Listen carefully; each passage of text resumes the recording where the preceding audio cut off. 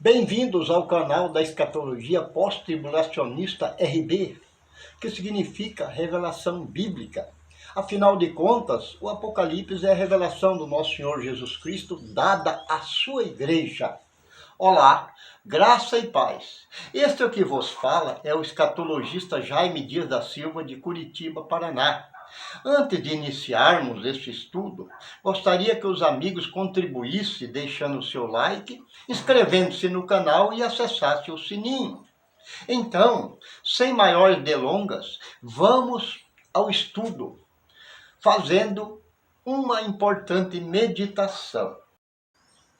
Uma interpretação escatológica feita de forma errada, em sua origem, poderá tornar verdadeira as outras interpretações mais adiante sobre o mesmo assunto? Este assunto não tem a intenção de ser pejorativo aos nossos amigos teólogos das três principais vertentes teológicas, pré, meso e pós-tribulacionistas tradicionais. Pelo contrário, nossa única finalidade aqui é mostrar que os nossos amigos, na sua preocupação, no seu zelo de honrar mais a tradição religiosa do que a palavra de Deus, não perceberam ainda quão distante da realidade eles se encontram. Vamos então para o tema proposto: Anticristo, os três erros escatológicos das teologias pré, meso e pós-tribulacionistas tradicionais. O primeiro erro grave destas três teologias consiste na interpretação feita de forma superficial do personagem da mensagem da última semana de Daniel 9:27, conforme está escrito. E ele firmará um concerto com muitos por uma semana, e na metade da semana fará cessar o sacrifício e a oferta de manjares, e sobre a asa das abominações virá o assolador. Daniel 9:27. Baseado em sua interpretação errônea de que o personagem desta mensagem é o anticristo, e que dominará o mundo por um período de 7 anos, as três teologias juntas, pré-meso e pós-tribulacionistas tradicionais, têm colocado em xeque todo o seu ensino escatológico, criando contra a sua própria pregação três grandes precedentes, se não vejamos. Primeiro precedente: texto sem contexto é puro pretexto. Jesus disse para a sua igreja a examinar as Escrituras, plural, João 5:39. Ao dizer isso, o Senhor ensinou ela a examinar o contexto de uma mensagem bíblica para não adulterar o seu texto. Esse mesmo ensino foi confirmado também por Paulo tempos à frente, quando ele disse: as quais também falamos, não com palavras de sabedoria humana, mas com que o Espírito Santo ensina, comparando as coisas espirituais com as espirituais. 1 Coríntios 1, 2 e 13. Paulo pediu sempre o contexto bíblico. Para pregarmos o Novo Testamento, nós temos que ter o contexto do Antigo e vice-versa. Coisa que não está acontecendo aqui com essas três escolas teológicas juntas, as quais insistem em fazer uma doutrina em cima de apenas este único verso avulso de Daniel, que é o 9:27, sem nenhum contexto, o que consiste num grande perigo para a igreja. O segundo precedente: não existe em toda a Bíblia nenhum registro afirmando que o anticristo fará alguma aliança com Israel e com muitos por 7 anos. Pelo contrário, a mesma escritura de Daniel nos diz que esse é quem romperá essa aliança na metade da última semana, fazendo cessar o sacrifício e a oferta de manjares, conforme está escrito. Na metade da semana, fará cessar o sacrifício e a oferta de manjares, e sobre a asa das abominações virá o assolador. Daniel 9, 27. O terceiro precedente, o tempo da profecia. Os teólogos que ensinam que o personagem ele é o anticristo têm acrescentado às escrituras por aumentar os dias do anticristo dentro da última semana de Daniel, afirmando que o iníquo dominará o mundo os 7 anos da última semana. Ao passo que o próprio profeta, além de chamar o anticristo por um outro codinome, ou seja, a abominação desoladora, atribuiu a ele apenas um tempo de 1290 dias, que representa a segunda metade da última semana, conforme está nas Escrituras. E desde o tempo em que o contínuo sacrifício for tirada e posta a abominação desoladora, que é o anticristo, haverá 1290 dias e não 7 anos. Séculos à frente, Jesus confirmou a mesma mensagem pregada por Daniel, ao chamar o anticristo, não pelo personagem ele, como interpreta erroneamente as teologias, mas pelo mesmo codinome dado por Daniel ao segundo personagem da sua mensagem, ou seja, a abominação da desolação. Leiamos. Quando, pois, virdes que a abominação da desolação, de que falou o profeta Daniel, está no lugar santo, que ele entenda. Mateus 24, 15. Agora pare e medite.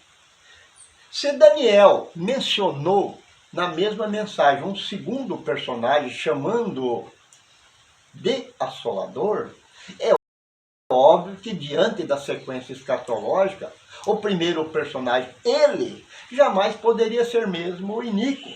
Senão teríamos na mesma mensagem 2 anticristos. Misericórdia, meu Deus.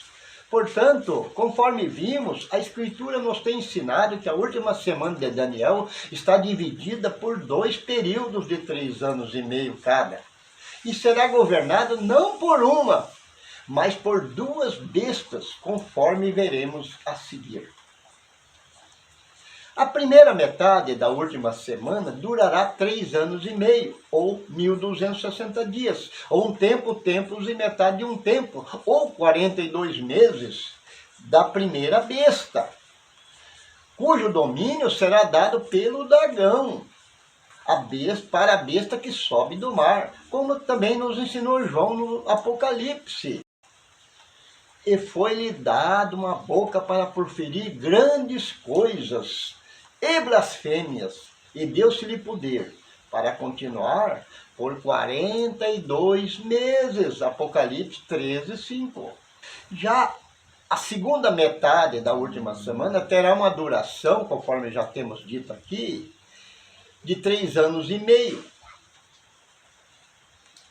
os quais dizem respeito ao domínio mundial do anticristo. Entretanto, gostaria de fazer aqui uma observação. Para ser mais específico, na verdade esse tempo superará os 3 anos e meio. A segunda metade da última semana durará 3 anos, 8 meses e 15 dias. Num total de 1335 dias, conforme escreveu Daniel 12, 11 e 12. Antes ainda da vinda de Jesus. E será neste período que o profeta Daniel registrou a manifestação do anticristo, chamando-o por um dos seus vários codinomes, no caso aqui, o Assolador, mencionados também por Isaías 54, 16, na sua parte B.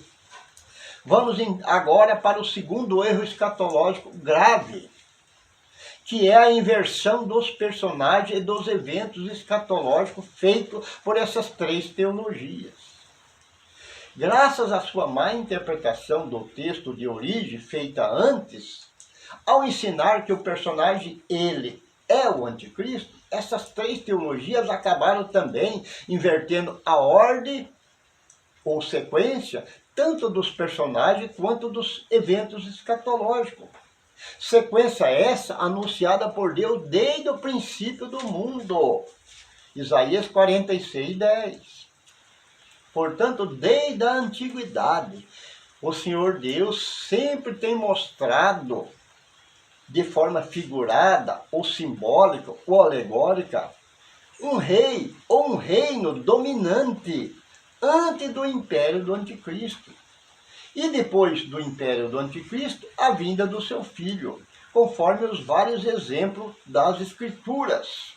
Por exemplo, no sonho da estátua de Nabucodonosor, em suas duas últimas partes, aparece antes o reino da Grécia, representando o futuro domínio da primeira besta, e somente depois é que aparece o Império Romano, que é figura do domínio do anticristo, e posteriormente ao seu reinado, a vinda da pedra, que é o Cristo. Daniel, capítulo 2, verso 34 e o 35, conforme o desenho ilustrativo que fizemos. Na visão dos quatro animais, idem, vemos a mesma sequência, aparecendo primeiro a figura de um leopardo, com 4 cabeças e 4 asas nas costas, representando a primeira besta e seu domínio.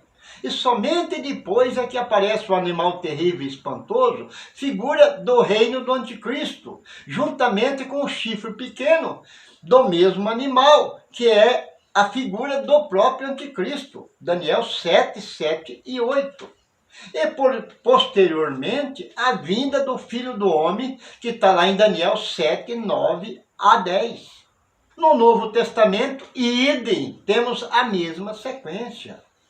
Nos 3 primeiros evangelhos, em Mateus 24, 9 a 14, aparece primeiro a perseguição mundial da primeira besta aos cristãos, confirmada, não lá não fala de primeira besta, mas confirmada em Apocalipse 13, 7, que é o mesmo episódio, é a mesma época. E somente depois é que aparece o anticristo e o seu reinado, a partir do verso 15 ao 24. Ali fala da angústia de Jacó. Depois, a vinda de Jesus, que é o grande dia do Senhor, nos versos 29 e 30. Marcos, ide. Primeiro aparece a perseguição mundial aos cristãos pela primeira besta. Marcos, capítulo 13, 9 e 13. E somente depois é que aparece no cenário mundial os dias do anticristo. Marcos 14, 23. E posteriormente a vinda de Jesus e o grande dia do Senhor, nos versos 24 ao 26. Em Lucas também, primeiro aparece a perseguição para a igreja, de cunho mundial, é evidente, feita pela primeira besta, está lá em Lucas 21, 12 ao 19. E somente depois é que é mencionado os dias do anticristo, na perseguição para Israel, que é a angústia de Jacó. Lucas 21, 20 a 24. Jeremias 30, verso 7. E posteriormente a vinda de Jesus, que é o grande dia do Senhor, nos versos 25 e 27. E finalmente, para nós fecharmos este assunto, no Apocalipse de João, ele repetiu 4 vezes esta mesma sequência, mencionando sempre a manifestação da primeira besta e seu domínio antes. E não como faz essas 3 teologias que já toca o anticristo, dá um salto de canguru, invertendo a profecia, e coloca o anticristo como ele que vai fazer aliança lá, sendo que ele só vai aparecer no cenário mundial da metade da semana em diante. Misericórdia, meu Deus!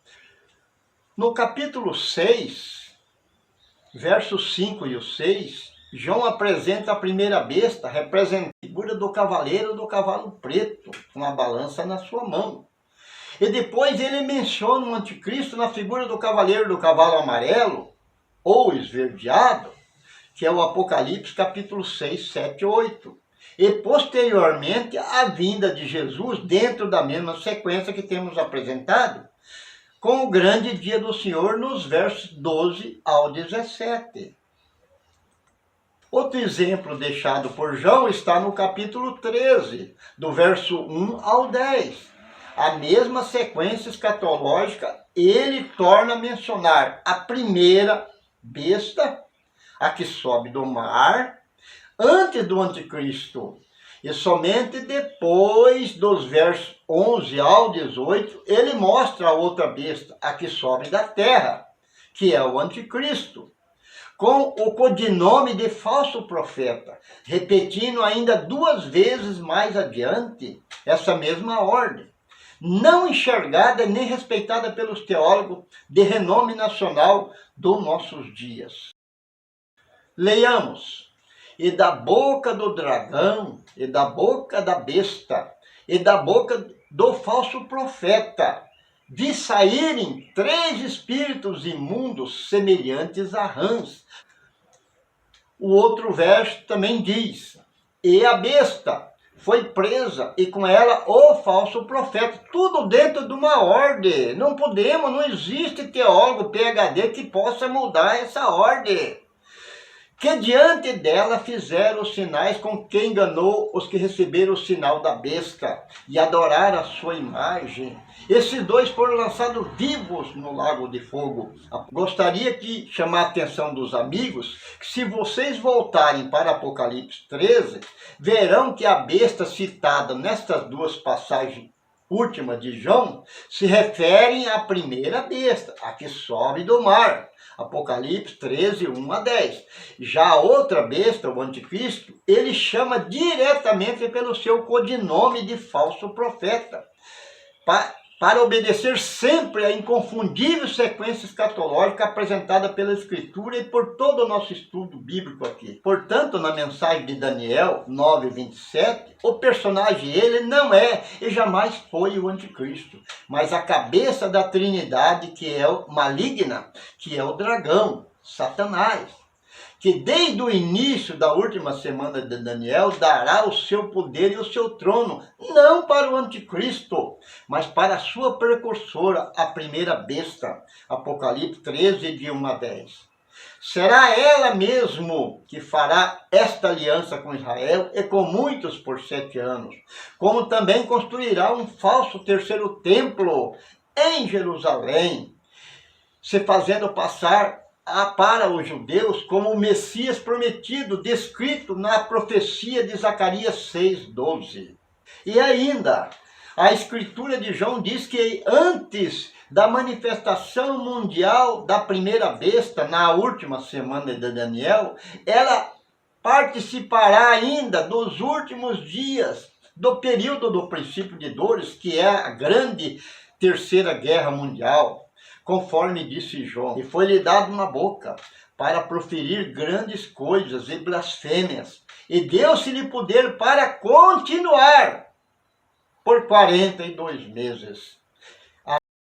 Aí inicia a última semana de Daniel, nesses 42 meses dela. Se foi dado o poder para ela continuar, é porque ela já estava no cenário mundial antes. Apocalipse 13, 5. Conforme vimos, durante 2.700 anos, aproximadamente, Daniel, neste mesmo verso 9:27 da última semana, fala de 2 personagens malignos. Porém, essas 3 teologias juntas, além de enxergar somente um, ainda por cima trocaram o primeiro personagem, ele chamando de anticristo, pelo segundo, que é o assolador, o próprio anticristo.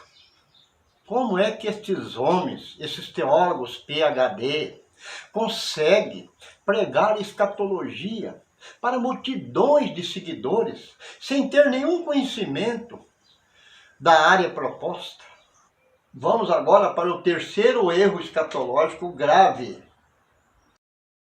O terceiro erro escatológico grave dessas 3 teologias consiste em outra má interpretação, feita do termo apostasia, dita por Paulo em Tessalonicenses capítulo 2, do verso 1 ao 3.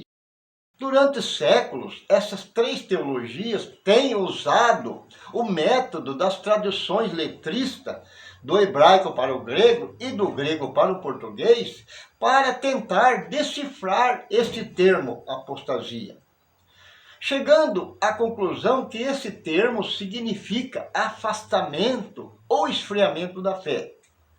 Porém, esquece que nesta passagem, Paulo não estava tratando de termos gramaticais, mas de profecia, cujo mistério estava falando de dois personagens escatológicos que se manifestarão no cenário mundial dos últimos dias antes da vinda de Jesus.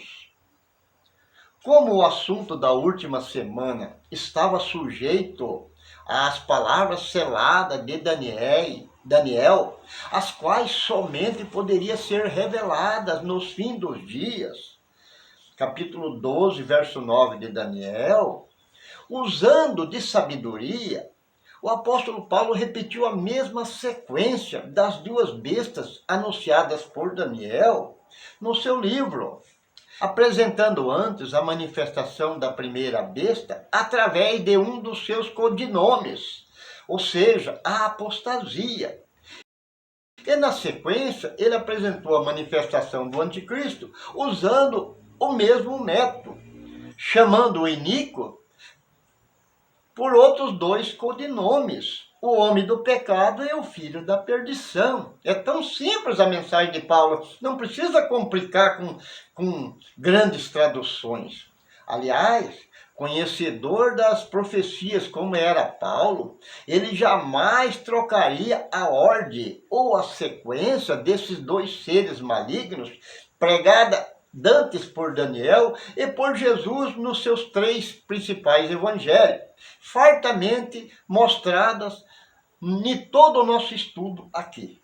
Conclusão: conforme vimos, essas três teologias por séculos firmaram sua doutrina escatológica em cima desses três erros graves de interpretações, os quais, se não forem corrigidos a tempo, no que diz respeito ao conhecimento dos eventos do Apocalipse, certamente elas não chegarão a lugar algum. Como já dizia aquele velho ditado, que eu tenho certeza que foi derivado da Bíblia: tudo que começa errado só pode sempre terminar errado.